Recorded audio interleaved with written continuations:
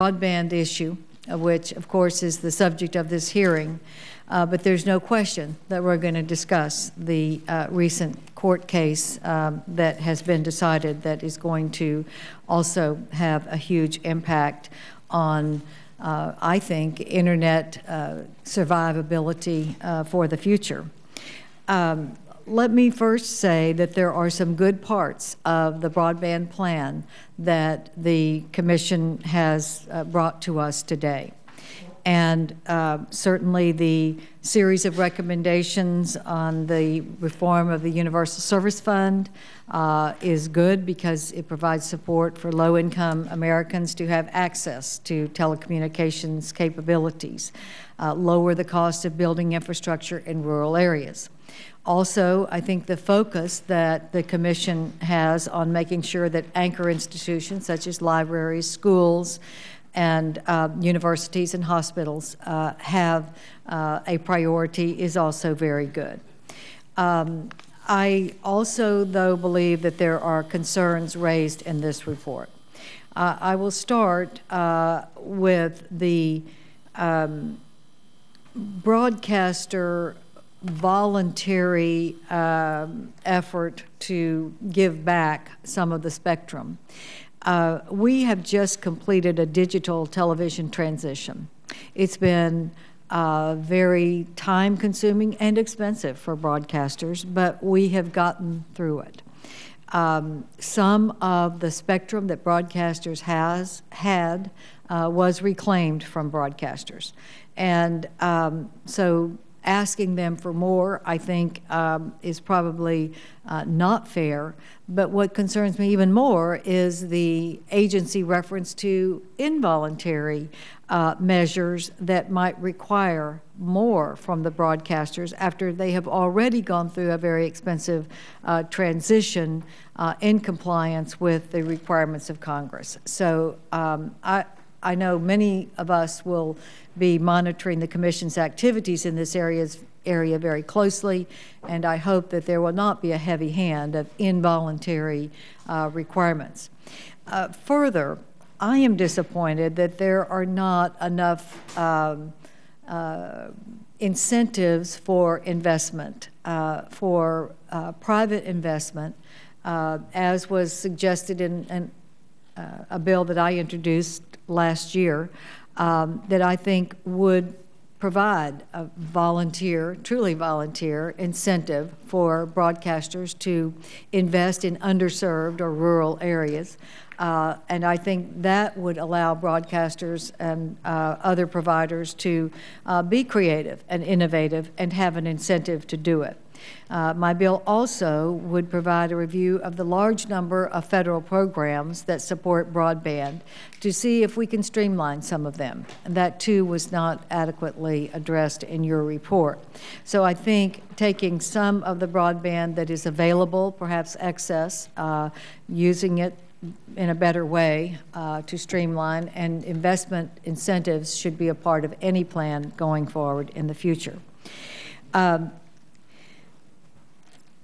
The really big concern, however, that I want to address is the FCC's growing regulatory policy.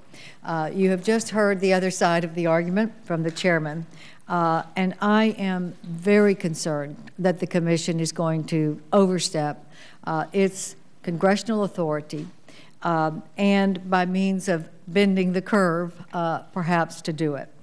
I think that if you look at the history of the regulatory, really soft touch that we have had on the Internet, that has been a positive. It has promoted innovation, and we have seen really a good consumer outcome, more consumer choices at a better price, because we have opened the doors rather than having the heavy hand of regulation that would begin to restrict private companies that build and maintain a core communications network and to be able to manage their own facilities.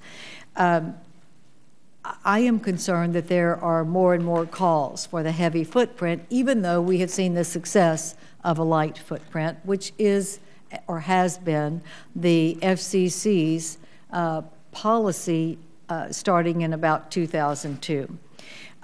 Now we have the Comcast case, which I think Comcast certainly had the right to appeal, that the FCC did not have the congressional authority in the law to say that they could not manage their own networks. And the court ruled in Comcast's favor. Now we hear that there is an effort to now go into the broadband area and really go back to the old kind of regulation that I think is going to stifle the evolution that we have seen in the internet. Companies that didn't exist 10 years ago are now titans of the industry. And I think that we have seen the good effects of that.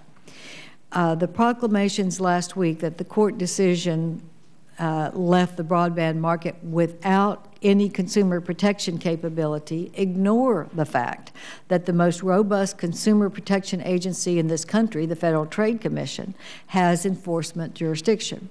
Ironically, this jurisdiction was conveyed to the FTC when the FCC removed the common carrier regime from these technologies and would be eliminated if the FCC reverses that decision, and I think thereby would harm the consumers by reducing their available protections.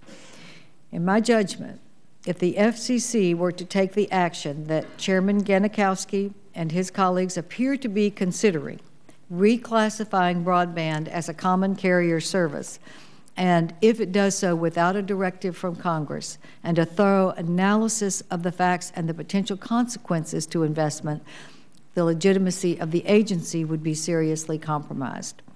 I hope, and I am asking you today, to step back and consider the consequences of such a decision and whether there are alternatives that we can work together to clarify the authority of the FCC while preserving the environment that encourages investment and creativity, which is the unique quality of American technology. I hope that we can find the common ground. As the chairman has said, he is willing to dive into this if he believes that you don't have the statutory authority or are not able to get it. This will be a vigorous debate, Mr. Chairman, and I look forward to having it. I hope that we can do something in a way that will achieve the goal that I think all of us have, which is more choices at a better price for consumers, and also make sure that we don't stifle innovation. Thank you, Mr. Chairman. Thank you very much, Senator. And now Senator Ensign. Senator Kerry, I'm told, is on his way. Thank you, Mr. Chairman, and also thank you, Mr. Chairman, for